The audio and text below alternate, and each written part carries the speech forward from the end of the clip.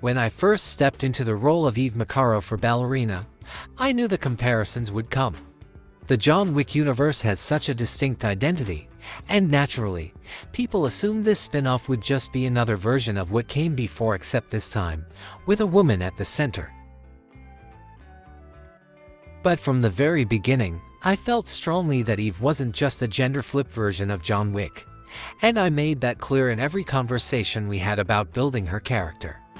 We didn't want to make a female John Wick. We wanted to tell her story. Eve has gone through hell. She watched her father die murdered right in front of her by a group of men.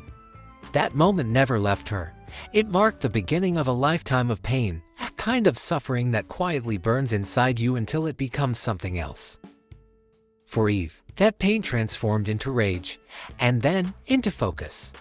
She became singularly driven by the need to find those men and make things right for her father, and for herself. There's something haunting about holding on to that kind of grief.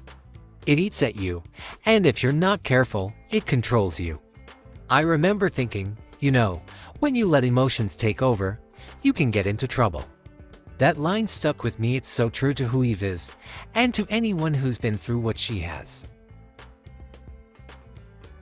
Of course, there are echoes of the original John Wick. That's inevitable when you're in the same universe. Some of the training, the structure, the way these assassins and ballerinas are molded into killers, those things connect us. But even within that world, Eve's story is told through her own lens.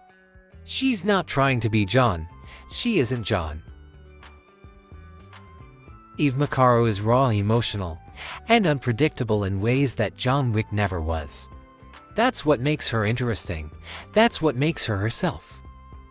Yes, Keanu is in the film, and I absolutely loved working with him, but Ballerina isn't just a side story. It's a full, breathing world of its own with a woman at the center who refuses to be a shadow of anyone else.